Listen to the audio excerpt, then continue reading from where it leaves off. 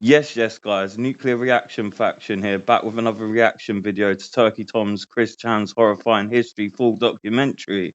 So, the first part ended up being 40 to 50 minutes, even though I'm only 17 minutes into the flipping video.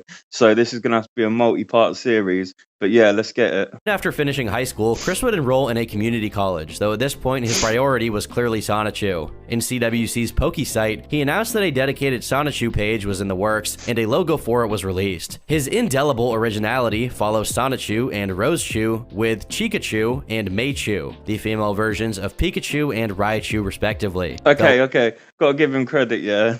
Meichu is actually really cute, and it's quite a good drawing. It's at least like a million times better than what I could do. Let's look at the move. Lure. Bench Pokemon, choose one. Lure sounds like she's gonna lure him into a trap like those old sirens at sea. That I don't know if you know what they are, but they're mermaids who used to sing and get sailors to come in closer and then crash in on the rocks. That's what it sounds like. Love lightning. If okay, like I don't know, but like I wonder if he's ever used these in a physical game of Pokemon or not. What function these pieces of OC serve is completely unknown. In October, the Sonichu site goes live and it looks about how you'd expect. Zero improvement whatsoever in website creation since CWC's Poke site 2. As a matter of fact, the Sonichu website is mostly a carbon copy of the Poke site, mostly containing recycled material from it. At around the same time, Chris decides to further his commitment to the Sonichu IP and makes a Crayola medallion of Sonichu's head with his mouth covered with red sauce, like he just feasted on an order of glizzies. He looks like he's just feasted on the heart of his enemies. At the tail end of that year, he creates Sonichu's female counterpart, Rosechu, which is basically just Amy Rose from Sonic the Hedgehog with little if any changes to her appearance. All of this marks the beginning of Chris's rapidly deteriorating mental health, as his obsession kept growing into unhealthy and straight up odd directions, and he started putting on significant amounts of weight. Though the first half of 2001 was mostly uneventful, Chris began working at a Wendy's in August, his job description being cleaning trays, tables, and carpet/tile flooring, keeping the place neat, and serving the customers with kind, understanding help. Just a couple of months after. I don't see him being able to do that job for multiple reasons. Let's go through him. Chris began working at a Wendy's in August, his job description being cleaning trays, tables. Let's go through it, yeah. Cleaning trays, yeah, I think he could sort of manage that, but I think there'd still be some fry crumbs and a bit of lettuce left on the tray. Cleaning tables, same story. Vacuuming and cleaning, I'm not sure if he knows how to use a vacuum cleaner or not. And just cleaning in general, I don't know if it'll be up to industry standards. The carpet, tile, flooring. So that's a lot of responsibility to vacuum and clean, man. Being kind, yeah, he can be kind in his own way. Like he's a kind guy, like from so far. Like, but I don't know. He's not going to be very good with the customers, is he? He's going to accidentally be racist or something. Okay, taking garbage to the dumpster, I can see him half being able to manage that. But I can see what happened to me once happening to him, yeah, like on a regular basis to him. Like I was trying to throw something into the garbage, something really heavy, and it got split on the garbage bin or whatever you guys call it in America, and it went all over me, man. And it was like oily chicken, and oh man. Anyway, I don't see this job lasting long. And carpet/tile flooring, keeping the place neat, and serving the customers with kind, understanding help. Just a couple of months after he was hired, however, he was let go. Chris claims this was due to emotional differences and that the manager had a spike on his shoulder against him. Over time, more concrete reasons for his dismissal began surfacing, such as drawing a coworker of his as an ugly Pokemon. Okay, that's inappropriate. Or making a child cry by doing a terrifying impression of Donald Duck. He just went up to this random kid, did a Donald Duck impression. I'm not going to show you what a Donald Duck impression is in case you haven't heard it. You'll have to go and search for it. But it's not the kind of thing. First off, the kid ain't going to know the reference to Donald Duck because it's such an old cartoon, yeah? So he's not going to understand why this guy's going like in this kid's face. This kid's just gonna think he's gonna spit at him or something. Regardless, he made a total of $500 off the job before being fired. 2002 was a pretty uneventful year for Chris Chan's standards, with nothing much happening besides him turning 20 and developing a nigh unexplainable seething hatred for Harry Potter, apparently because it became more popular than Pokemon around that time. In a card he made of himself called Dark Christian, where his Pokemon type is autistic, his ability is knocking out whoever says that they love Harry Potter more than they love Pokemon. Okay, look, I would say in general life, from day to day, like Chris Chan isn't really anything to be worried about. You could like knock him over with a poke in the chest. But that being said, when it comes to Pokemon, this geezer's dedicated, he's tenacious, he's passionate. You know, like there's a million other words. Like I can see him getting dark, like, and knocking someone the F out, like if they say something bad about Pokemon. Bottom of the card reads, Christian says, kill Harry Potter, revive Pokemon. Early on in the year, his 21st birthday is ruined by his teacher. Viva la Pokemon, baby. See details. My 21st should have been as nice as my 18th or Sweet 16, right? Wrong! I was attending an English class at PVCC with this old male teacher. I don't even remember the son of a bitch's name. Anyway, on February 24th, 2003, the day of my 21st birthday, he had the nerve to kick me out of his class just because of my doggone autism. If I could do it over, I'd give him a swift kick, but then I might have gotten kicked out of PVCC, and violence is rarely the answer anyway. Still though, he wrecked my turning 21. Angry face. So I like the fact there that, because people say that like violence is never the answer, but sometimes it is, bro. Like it's been, sometimes it is, mate. It's been in my life sometimes. I'm the most chillest guy in the world, like I really am. But I'm a big guy, and I come from a rough town, and I used to be involved in some rough stuff.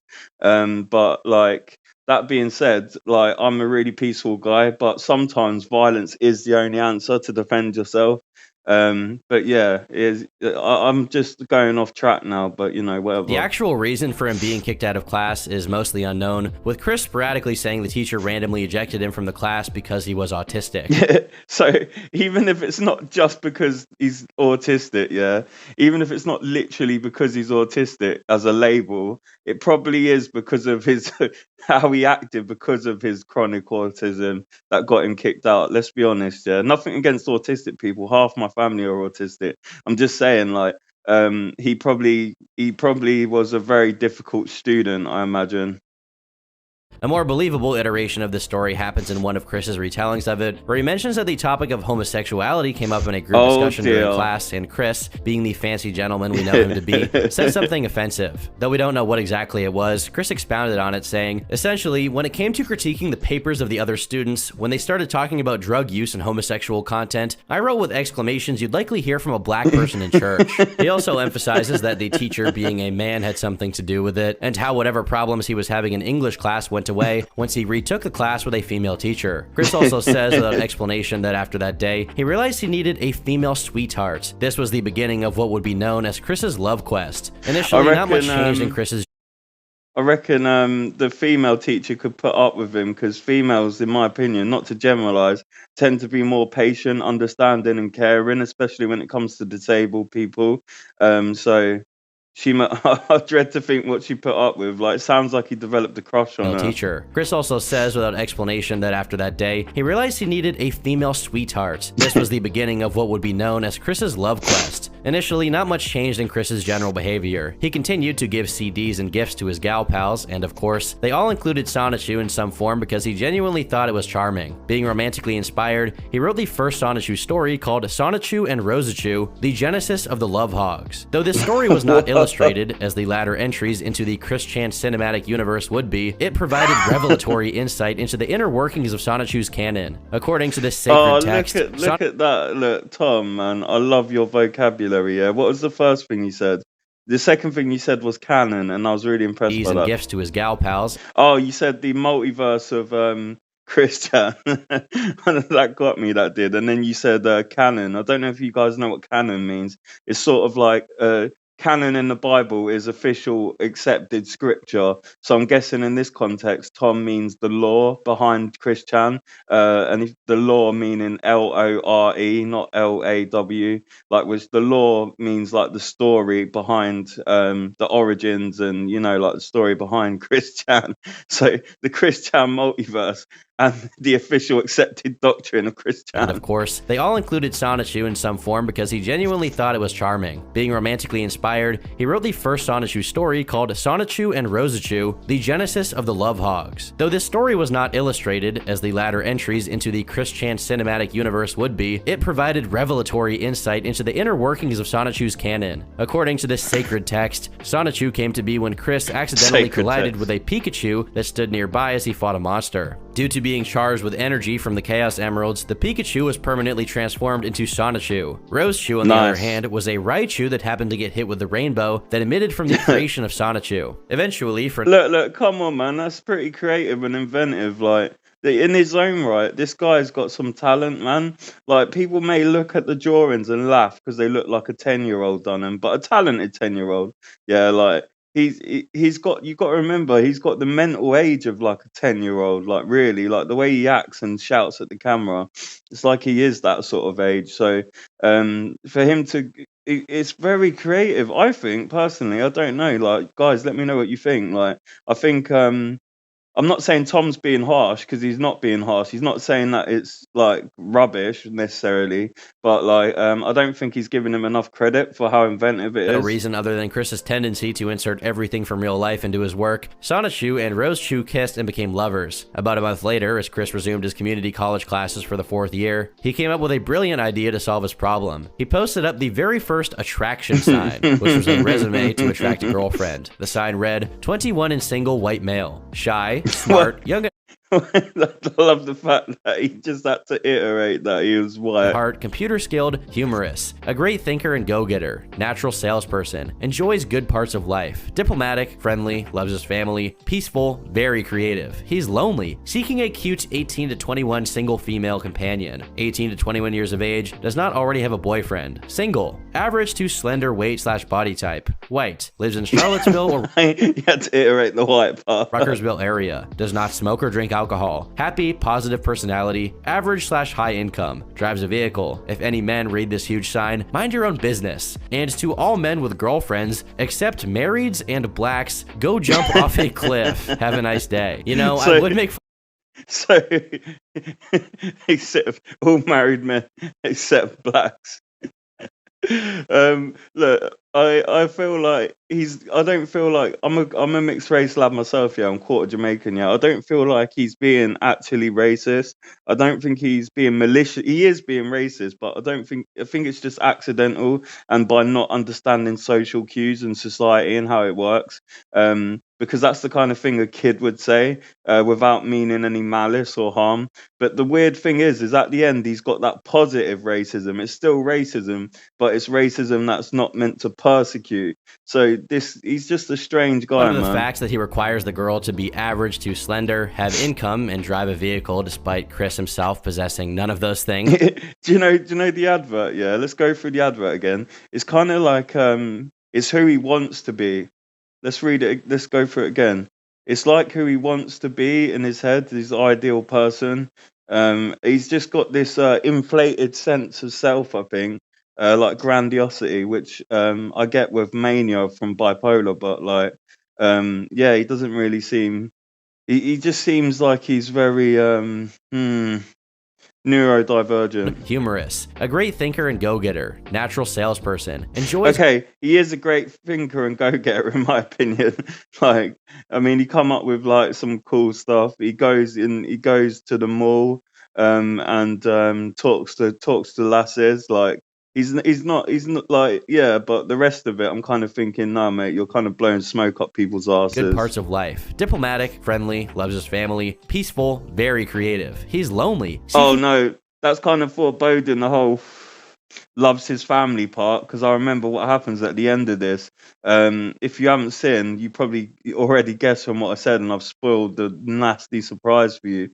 But yeah, Yeah, he does end up loving his family. A cute 18 to 21 single female companion. 18 to 21 years of age, does not already have a boyfriend. Single. Average to slender weight/body type. White. Lives in Charlottesville or Ruckersville area. Does not smoke or drink alcohol. Happy, positive personality. Average/high income. Drives a vehicle. If any men read this huge sign, mind your own business. And to all men with girlfriends, except marrieds and blacks, go jump off a cliff. Have a nice day. You know, I would make fun of the fact that he requires the girl to be average to slender, have income, and drive a vehicle, despite Chris himself possessing none of those things. However, my standards have become so low due to the typical kind of person I cover in my videos that, honestly, I'm just glad he's looking for someone older than 18. Even lol cows used to have standards back then. They should strive to be more like Chris. Oh yeah, don't let me forget to mention that he also emblazoned this sign with some, like, white version of Sonichu, perhaps to signal how much importance he attributes to the girl being white.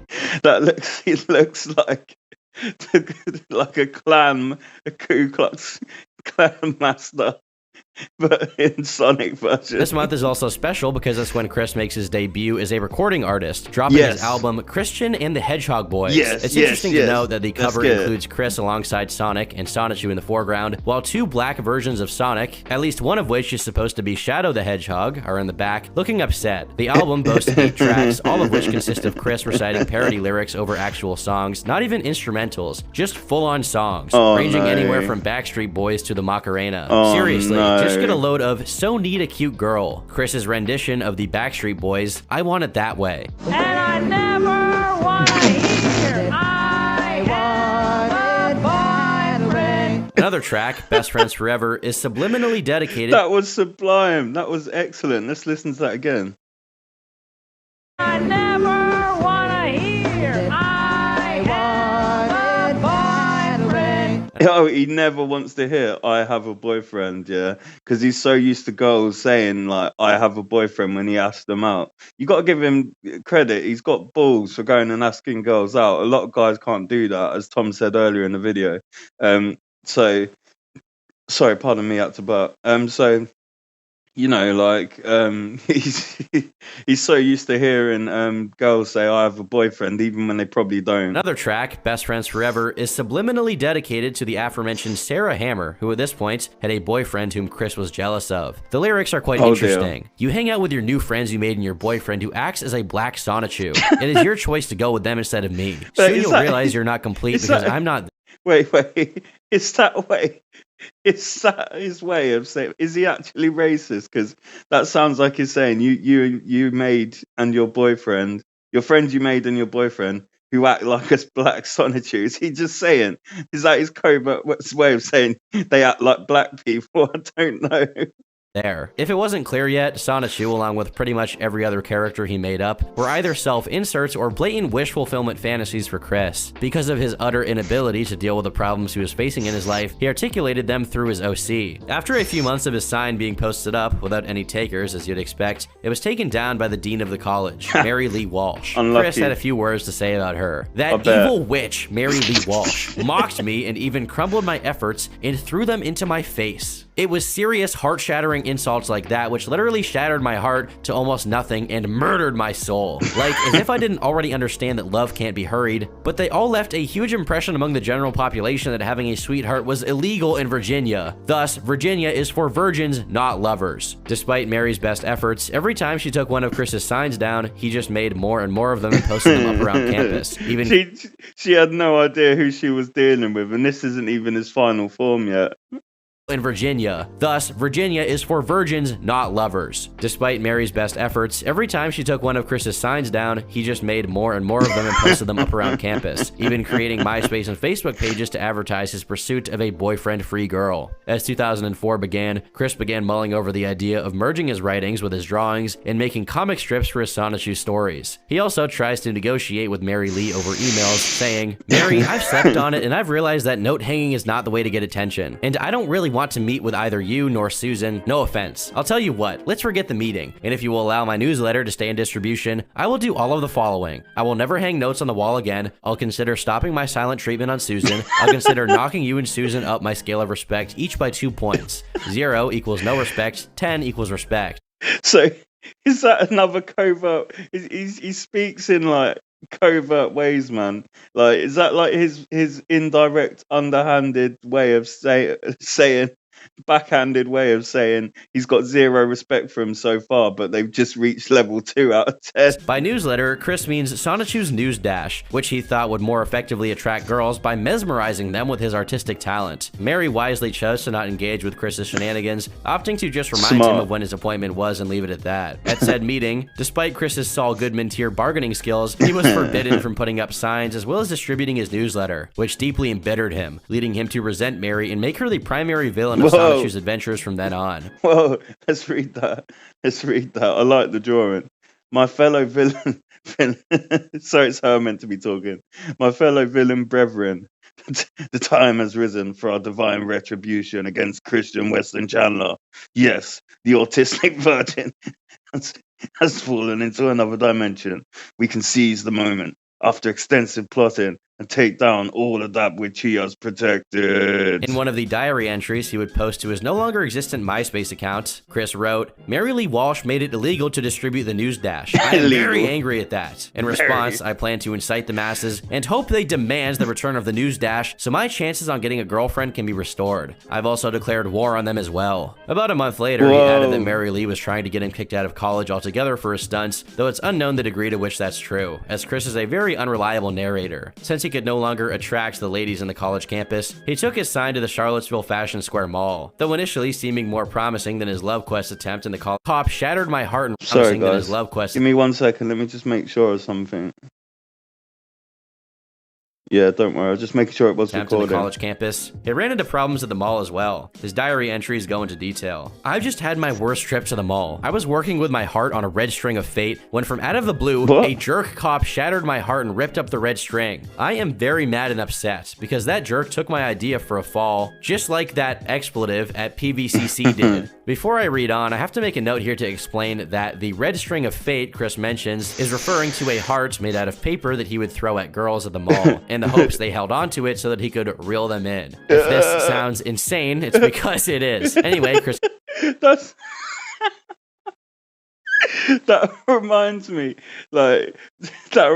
of back in the day on the old Scooby-Doo cartoons or Tom and Jerry when they'd get a fishing rod with a bit of money on the end or like a bit of cheese or something like that, yeah, and throw it and then reel like someone in. Like, that's what it reminds me of. You can tell he's been watching cartoons his whole life. Continues, I was not bothering anyone at the mall today while I was just trying to sell myself when I got arrested for trying. I fortunately did not go to jail. Prostitution's illegal, mate. But I've been stripped of my right to go to the mall by myself. I would be required to bring my mom or dad with me. My independence and my soul were practically murdered. This encounter inspired him to create one of his most famous terms, jerk-ops, a portmanteau of jerk and cops. From then on, whenever something bad happened to him, Chris would find a way to blame it on the jerk-ops. He even made a Pokemon card for them, with the description reading, this copper fiend wants to shatter the virgin's heart by destroying his tools for attracting a boyfriend-free woman. Within a week of his arrest, and possibly because of it, Chris gets...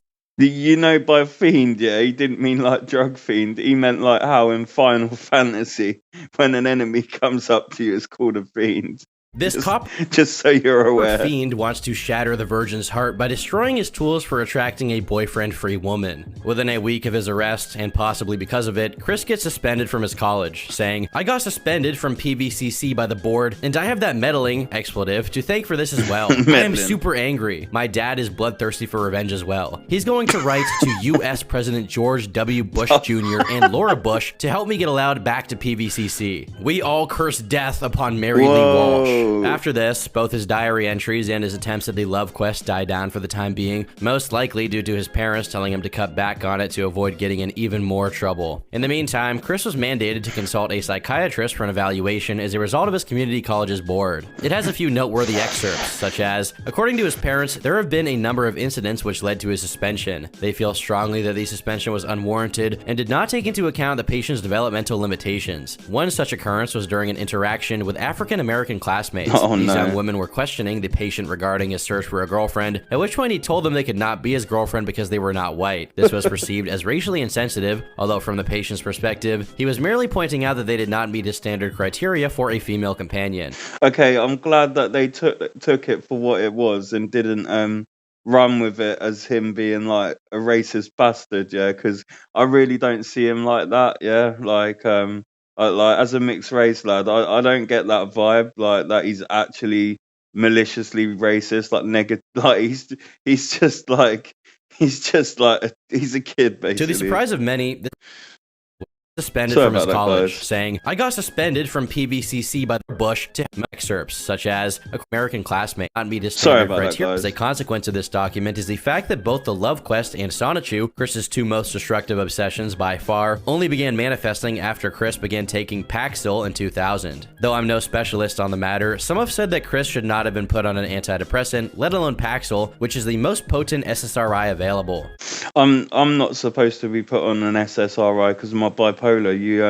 It can cause manic episodes, so I have to have my depression dealt with a mood stabilizer and an antipsychotic. But the antipsychotic is mostly for the mania, delusions, paranoia, hallucinations, etc. Don't know why I'm saying that, just so you guys can get to know me a little bit better. Considering how mild his symptoms were up until that point, it would make a lot more sense for him to just have regular appointments with a psychologist instead of being medicated with no follow-up whatsoever. The psychiatrist that did this. That's what it's like in the UK, man. They don't listen to you. They want to get you out the door as quick as possible. They just write you a script for Prozac or whatever, and then just kick you out the door, man. And then they don't talk to you again. They don't deal with people need to deal with the underlying issues through talk therapy, plus maybe medication on top. This ain't medical advice, obviously. I consult a professional, yeah, like you get a lot more breakthrough and overall well-being if you holistically deal with the situation in its whole. Like cognitive behavioral therapy, that worked wonders for me. I've heard mixed results about it, but for me personally, it worked wonders, and that's acted just as much or more of an antidepressant than my actual medication. So if you've got a chance to do CBT, jump on it. It's probably quite expensive in America, but you can get Chat GPT to walk. Again, this is not medical advice. I personally have tried, and Chat GPT has done a pretty good job of walking me through CBT. That's just my personal experience. I'm not telling anyone to go and do it. Were up until that point, it would make a lot more sense for him to just have regular appointments with a psychologist instead of being medicated with no follow-up whatsoever. The psychiatrist that did this particular evaluation, however, was not of this opinion, and instead recommended that his dose of Paxil be increased from 20 milligrams to 30 milligrams daily. I bet that after this, Chris improved by leaps and bounds. Regardless, the rest of 2004 was quiet, with the exception of a video Chris recorded in his bedroom singing a few of his songs, wherein he was wearing the outfit he would become almost exclusively associated with. Along with it, he is donning his that jumper's fresh, man. I'm not gonna lie. Like I'd rock that. Like if my belly would fit in it. 2004 was quiet, with the exception of a video Chris recorded in his bedroom singing a few of his songs, wherein he was wearing the outfit he would become almost exclusively associated with. Along with it, he is donning his esteemed Sonichu medallion, completing the Christian uniform to a T. Unfortunately, despite asking Santa Claus for a girlfriend, Chris spends yet another Christmas as a virgin full of rage. 2005 rolls around, and a few posts begin popping up on Chris's website, claiming to be hot chicks who have seen him at the mall, but didn't come up to him for one reason or another. Trolls. Though few and far between at this point, these were Chris's first proper trolls. First of exceedingly many. However, one of the I'm not being funny here, but how can you troll someone like Chris? That's like trolling a kid, man. That's like stamping on a puppy. people that commented this wasn't joking. An actual girl witnessed what Chris was up to at the mall she worked at and decided to seek his website out. This was quite the event since, up until this moment, Chris never got the time of day from anyone, let alone a girl. Her name was Anna, and in a blog post titled, "The Tale of the Crazy Pacer," she writes extensively about her encounter with Chris, saying, "Once upon a time there was a guy who paced in front of Abercrombie & Fitch. He'd come and do it for hours on end, just walking back and forth. He was an okay looking guy, not evil looking like creepy molester dude, so he would pace for his allotted time, then leave. Sometimes as he paced, he would sing or shout. Nobody really could ever tell what he was saying. Oh yeah, he always wore the same shirt, a nice little long-sleeved red and blue number that had a gold crest on the left side and a white collar and cuffs. Someone, I can't remember who, suggested that the next time he looked in, we wave at him. Whoever suggested it should die, unless it was me, in which case I feel I've received enough punishment. Of course, he looked in and we all waved at him. He looked kind of bewildered and sort of scared at first, but quickly caught on and waved back. So we went about our business doing floor set and junks, and a little while while later, he came in. I was kind of apprehensive about this. I mean, I've been doing floor set all day and I didn't really feel up to dealing with another crazy, but he came right up to the counter I was standing behind and he looks right at me, all fidgety and twitchy, and this conversation ensued. Chris, Yes, you look to be let's about go. 19 years old, right? I busted out laughing because he guessed it right. That's exactly right. See, I know these things. I can just tell how old someone is, he said, kind of proud and still timid at the same time. My name is Christian, but Let's you can call not me lie, yeah. For a lolcow, that's a good skill to have. Tell him what age busted someone out is. laughing because he guessed it right. That's exactly right. See, I know these things. I can just tell how old someone is. Or a really bad skill, actually. I just thought about that. It works both ways. He said, kind of proud and still timid at the same time. My name is Christian, but you can call me Chris. I'm Christian W. Chandler. Oh, hi, Chris. So, do Formal. angels have names? I found out later that he meant to say, do angels like you have names? Poor guy was so nervous he didn't get it right. Probably, but I don't know. Well, what's your name? Sorry, I don't go for pickup lines, I replied, kind of laughing. His face kind of fell, and I felt sorry for him, but he pressed on. Oh, I'm sorry. I didn't mean to insult you. I was just asking your name. So what is your name? My name is Anna. Okay, well, Anna, is there any way I could, get your phone number and maybe I could give you a call sometime? No. Well, do you want my phone number then? You can call me on my cell phone. No thanks. So, do you have a boyfriend, Anna? No, I'm not looking for one, though. All right. Well, do you have access to the internet? Yes. Okay, hold on one second. I'll be right back. I nodded. Look. The way she dealt with that is how people should deal with it.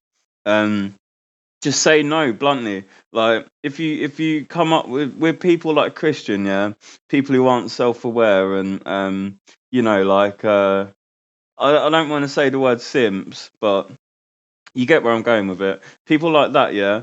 If you drag it out and say, oh look, I'm not really looking for someone right now, or I'm not really blah blah blah. I've just got out of a relationship or something like that. They don't take the social cue that means a no, a clear no. They still think there's a chance, so they will keep pursuing you. So the best thing to do is just be blunt, like this lass is, like kind but blunt, like that. She don't want anything to do with him. My name is Anna. Okay, well, Anna, is there any way I could get your phone number and maybe I could give you a call sometime? No. Well, do you want my phone number then? You can call me on my cell phone. No thanks. So, do you have a boyfriend, Anna? No, I'm not looking for one, though. All right. Well, do you have access to the internet? Yes. Okay, hold on one second. I'll be right back. I nodded, and he went back to his spot where he kept his 2 tote bags and his Sam's Club cup. So Christian came back and handed me a card with a crudely drawn Sonic the Hedgehog and some other yellow Sonic-looking creature on it, along with Christian's name, email address, and website. It was a homemade business card. That's my email address, and you can just email me sometime, okay? Okay, I said, not intending to email him at all. He's got no sense of social cues whatsoever. Despite how awkward these exchanges self-evidently were, you gotta give it up for Chris's autistic riz, even if just a little bit. For a guy with as many setbacks as him, he handled the situation with more dignity than expected. Yeah. Many guys today are afraid to even approach a girl. On March 24th, he released one of the earliest proper comic book productions, Sonichu Adventure Sub-Episode 1, dubbed Jerkop-tastrophe. Despite being called Sonichu Adventure, it's mostly just about Chris himself, retelling the story about being banned from a mall. On March 29th, an update to his love quest is posted to his diary. Well, at the mall today, my heart had an extremely fast recovery. Then it became majorly shattered again. I went to the mall like normal. I picked up some chicken nuggets and a drink. Then I went to my spot. I pulled up a chair to sit and eat my food. Then from out of the blue, this cute girl approached me and she asked me if I was looking for a girlfriend. Her name was Hannah and she was 18 years old. Like, I've got to admit, like, I like the choice of chicken nugs. Let's read that again. I went to the mall like normal. I picked up some chicken nuggets and a drink. Then I went to my spot. I pulled up a chair to sit and eat my food. Then from out of the blue, this cute girl approached me and she asked me if I was looking for a girlfriend. Her name was Hannah and she was 18 years old. I said yes and we small talked for a bit. Then she invited me over to Starbucks for coffee. Is this a troll? After she left, I became very excited and oh my god, all over. After calling mom and eating my nuggets, I lifted the chair with such cheer and grace and spun He had to call his mum. He was that excited, bless him. Around with it like a dancer. Then I put it back where it was. I felt that my love quest had finally come to an end. And after calling mom and eating my nuggets, I lifted the chair with such cheer and grace and spun around with it like a dancer. Then I put it back where it was. I felt Did he do that in front of the lass? He just asked him out. my love quest had finally come to an end. And I so elated that my Do you know what I imagine it like? Yeah. Do you know, like, I don't even play Fortnite, but do you know, like, at the end of Fortnite and other games where the winner does like some sort of pose or dance, like that's what I'm imagining in my head, like an avatar of Chris After doing it. calling mom and eating my nuggets, I lifted the chair with such cheer and grace and spun around with it like a dancer. Then I put it back where it was. I felt that my love quest had finally come to an end, and I so elated that my shattered heart had a full fast recovery. I went to Starbucks and we talked about basic things. I showed her my Sonichu scrapbook. She was very impressed. I gave her my email and both my phone numbers on a Sonichu site card, and she gave me her Nice. email address. I was very attentive as I took notes about her and maintained eye contact. As I You left took her, I notes gave a about her. double take flirt. That was the rise. The Now here double comes the take, fall. the double take flirt, yeah, where like, just if you don't know what that is, yeah, I'm gonna look into the camera, yeah, and it's like you're looking at him, yeah, and you go to look away, but then you do a double take, and you're like, whoa, like it's like a, oh, I didn't realize how beautiful you are. I just can't imagine him pulling As it I was off. sitting at my spot thinking about future steps for later dates, Anna and Dana told me that when they talked to Hannah, she told them she was setting me up in a prank. I could not Oh, believe it, so I no. found and asked Hannah. Sadly, it was true. Then in major shock, Anna and Dana told me that when they talked to Hannah, she told them that she was setting me up in a prank. I could not believe it, so I found and asked Hannah. Sadly, it was true. Then in major shock, my heart shattered again by 85%, and I let out a big, Whoa. no! So 85% is a very specific, random, arbitrary number, yeah.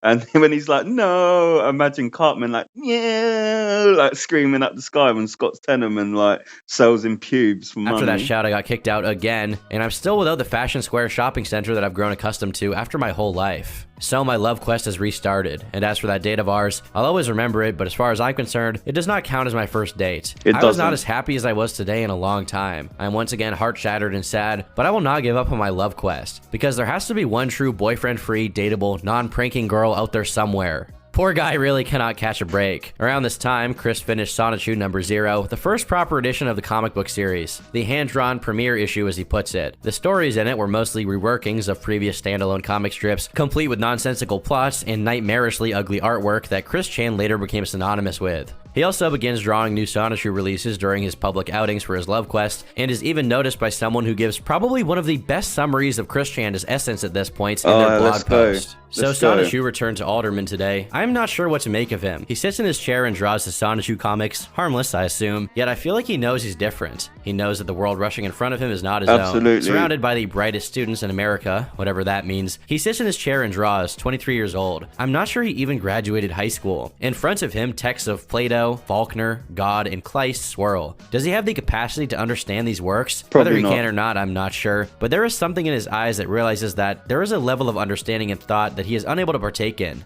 That at least he's self-aware to that point. Like he knows like that he's not normal, and he's still trying. Bless him. As he Like, slumps lower and lower in his chair, with each student he eyes reading or holding a book, he falls into himself, into the markers and colors on the page in front of him. He seems intelligent enough to understand that he does not understand, and that is the hardest part of all. Oh, I never thought I'd dear. see Chris be described this poetically in my life. I suppose there's a first time for everything. Amidst these sightings, Chris decides to go to the Mid-Atlantic Anime Convention, where he took a few printed copies of Sonichu number 0 and distributed them got to a- whoever would accept.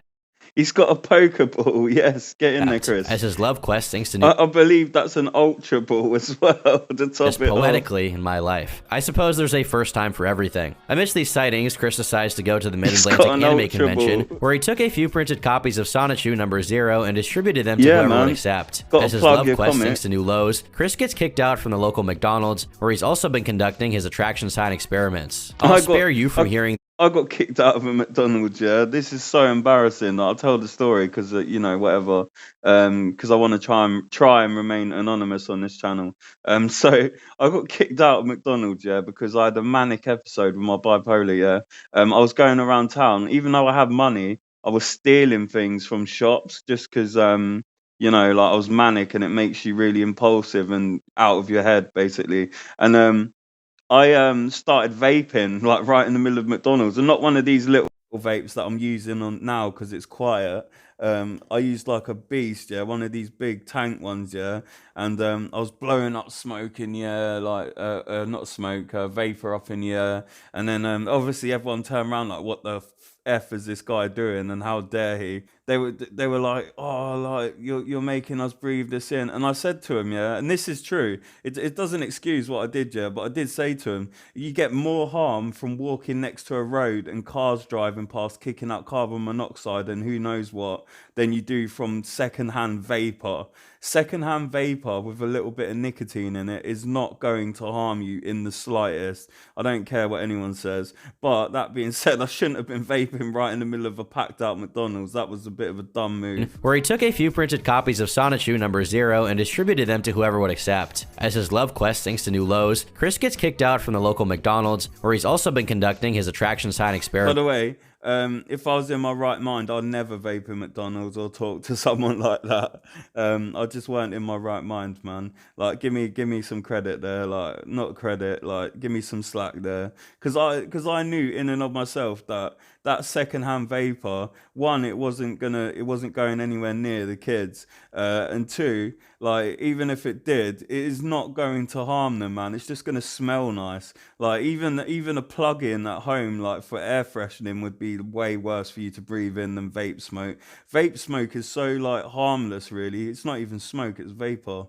I'll spare you from hearing the diary entry in its full extent, but the Managerks, Chris's nickname for the managers, Yes. started calling the cops on Chris for loitering in their establishment. In later Sonichu episodes, the manager received in-universe stand-ins. One of them was named Married Senor Comic, an alias which is completely unexplainable to anyone with a functioning brain, and for no apparent reason, had robot arms and legs. After Yes. Married Senor, Chris's creativity must have run out, since the other one was just succinctly referred to as Black Fat Jerk, on account of the fact that, to Chris, that's all he really was. If his diary entry is anything to go by, Chris began explaining his situation to them in song and dance. When one of the managers asked Chris to just have a normal conversation with him, he sat silent for a minute until he came up with possibly the most schizophrenic own ever uttered. I do not speak to any man other than myself, because they have all taken the pretty girls, leaving me with none. What a wordsmith. He followed this up by giving them verbal punishment, the finger, and last but not least, curse ye hame has. What? Oh my word.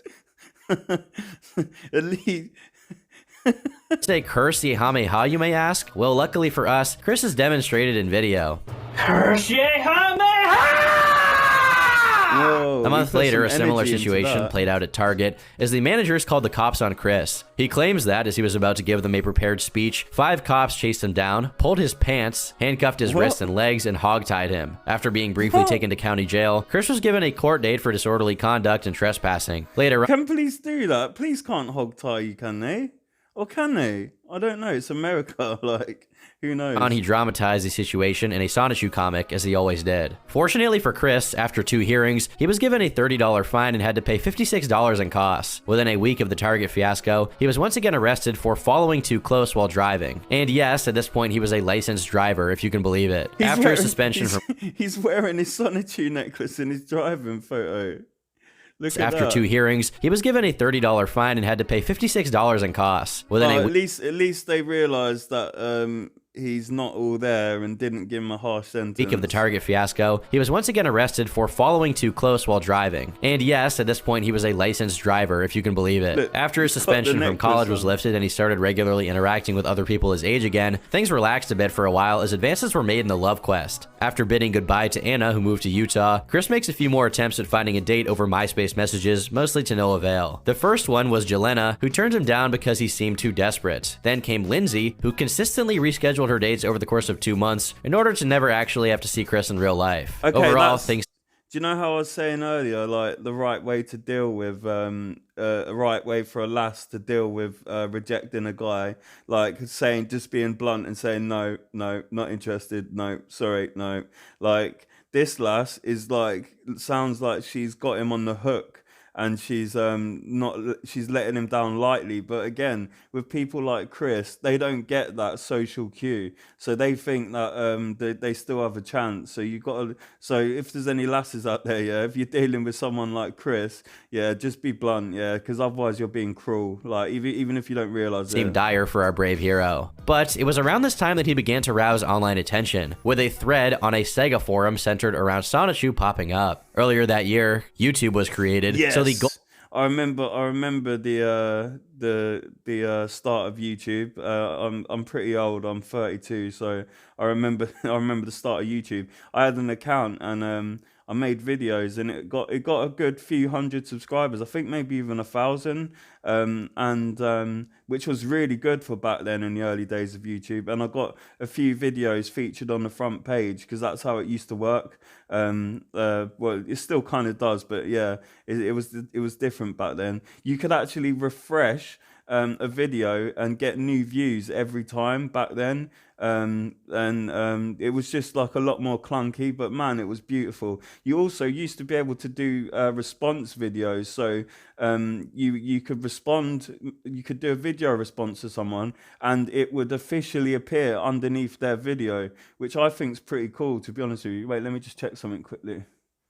Yeah, no, that's pretty cool. I miss the old you. The thing is I deleted the channel because, you know, like when you go back and you see yourself during adolescence and your voice is weird and you got zits on your face and I was really fat and I just took the channel down, which is a shame because like it would have been proof of me being like a YouTube native. But yeah, whatever, man. It is what it is. I was really embarrassed, so I deleted Golden it. age of Chris Chan was at the gates. Meanwhile, he was getting some traction in his emails. Though his application to become a official Nintendo game tester was rejected, Chris got into regular correspondence with a girl named...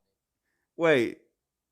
He got rejected as an official Nintendo game tester. Surely he's the perfect demographic. Like, I'm not trying to slag off Nintendo users, yeah, but I bet there's a higher proportion of people like Chris who play Nintendo than there are other game systems. So and let's be honest, yeah, like. A big demographic of gamers are neurodivergent, yeah. So you need to, like, why not test like with someone like that? He's good at writing. I imagine he'd be good at reviewing games. YouTube was created, so the golden age of Chris Chan was at the gates. Meanwhile, he was getting some traction in his emails. Though his application to become a official Nintendo game tester was rejected, Chris got into regular correspondence with a girl named Megan. On the 1st of November, Megan emailed Chris asking him to buy an episode of Tintin on eBay for her. They had already met in person before in a video game convention a year prior, but it wasn't until these emails at the tail end of 2005 that Chris grew obsessed with her. Though she clarified from the get-go that she wasn't interested in Chris, or anyone for that matter, in a romantic way, this didn't deter Chris, who clearly saw her as a love interest and continued to invite her on dates. To date, Megan was probably the person who had been the nicest and most patient with Chris. 2006 marked a significant rise in Chris buying the most random, useless garbage from eBay, from My Little Pony and Sailor Moon paraphernalia to German World War II photos. Whoa. Apparently, all of the purchases were influenced by Megan's interests. Based on their emails, we know that Megan was into MLP, Sailor Moon, and for some mysterious reason, Wehrmacht soldiers from World War II. What? Is she part of the Aryan Brotherhood? Considering how desperate Chris was to get a girlfriend, it's surprising he didn't start LARPing as a Nazi to impress her. Eventually, he got her a Nintendo DS, which she turned down due to the fact that she already had... Stop. Lucky I went vaping then, because that would have killed me off. And for some mysterious reason, Wehrmacht soldiers from World War II. Considering how desperate Chris was to get a girlfriend, it's surprising he didn't start LARPing as a Nazi to impress her. Eventually, he got her a Nintendo DS, which she turned down due to the fact that she already had one she bought herself. I remember when I got a Nintendo DS, I was buzzing, man. Dad, if you're watching this, yeah, thank you for that, yeah, because that was amazing. That was that Nintendo DS, like, and I tell you what, it even connected to Wi-Fi, man, and you could go on websites, which was really, really cool, like back then. Yeah, like that was really cool, man. Like Nintendo DS, that's going back in the day. But obviously, I'm old enough to remember the original Game Boy, the brick that you could throw at someone's head and split their skull open. While Chris was busy spinning his wheels into the mud during his love quest by chasing after an uninterested Megan, he managed to graduate from community college, getting a degree in computer-aided drafting and design. Over time, Chris began wearing her down, continually being pushy about wanting to date her, despite her repeatedly saying she wasn't interested. Most likely because... Wait. Is it just me? Or Has he made that picture in a suggestive manner that she's going down on her knees to do something? Like what? And it's almost like his hand is about to push her head down. Of this, Megan severely limited the amount of times they met up in real life to once a week, and even then, Chris would take that as an opportunity to be as handsy as possible, which she obviously wasn't okay with. After months of this dynamic going back and forth, Chris overstepped a few boundaries when he started complaining about Megan being friendly with other guys. This was grating for her since not only were they not dating, but she was also not interested in the guys Chris was paranoid about. This caused her to email him in a slightly stricter tone, saying, "I don't want to have to tell you again or I might get really angry, because you know unwanted remarks or advances to a girl is sexual harassment, and I don't take that lightly, okay? So can you understand now? Anyway, sometimes I get the feeling that you copy me to get me to like you. Like Sailor Moon, for example. The only Sailor Moon thing you had was that adult video, and since I told you how much I love it, then you start getting into it. Kind of like My Little Pony. That kind of— No. Anime adult videos is a big no-no with me, man. That's a huge... Look, I'm sorry, look, I'm sorry if I'm offending anyone, but anime adult videos, I think that leads down a very dark path, yeah, and I'm not going to go into specifics, but you might end up like on a Turkey Tom video, yeah. Hopefully I don't ever end up on a Turkey Tom video, yeah, just for being bipolar and crazy, but I'm hoping he sees my content and likes it and promotes it, because I'm going to react to pretty much everything on his channel. But yeah, anime, like, I'm not a huge fan. And like anime adult videos, no, mate. Like, you'll end up on a flipping Turkey Tom video. Thing really annoys me. You make it sound like I have to get your approval to be that kind of friendly to someone. And I felt rather disappointed about those remarks. And you already know I don't love you, so why do you make yourself unhappy by holding grudges and trying so hard to win me over? So please, if you really want to make me happy, please let me make my own decisions and figure out my own life, okay? Besides, even if I had a boyfriend, what makes you think I'll stop being friends with you? I'm not that kind of person who'd say, well, I have a boyfriend now, so see ya. No, I'm not that kind of bitchy girl. You know, I haven't talked to this person in a year. I'm not really wanting to get together with him either. Boyfriends aren't for me. Don't want them, don't need them. However, I can't say I like how much you call him a lucky jerk. Why is he a jerk? Why do you call all guys that? Because they take all the pretty girls, leaving you none to choose from? Hate to be blunt, but that's a pathetic way to think. You don't go to a mall and buy a girlfriend. The thing is, guys didn't take all the girls. The girls just didn't choose you. Quit blaming other men. Personally, I think you shouldn't be so picky about what they look like. All you say is you want a pretty girl. Well, it's the inside that counts. After all, a pretty girl can have the personality of Satan. Meanwhile, an ugly girl may have a heart of gold, but you wouldn't even give a second look, would you? I often wonder, if I was an ugly girl, you wouldn't even come near me, would you? Little did poor Megan know that the powers of the Chaos Emeralds render Chris impervious to reality checks of any nature. While this drama ensued, Chris never stopped cranking out new issues of Sonichu, all containing the same themes recycled over and over again, such as Sonichu. So I'm going to leave it there for part 2, guys. Subscribe for part 3. There's probably going to be like 60 parts to this, because like 20 minutes of a Turkey Tom video ends up into an hour of me commentating. So yeah, hopefully you enjoyed the video. I also react to the shorts feed. And yeah, let's get popping. This is, you've been locked into Nuclear Reaction Faction, and let's get it, ladies and gentlemen.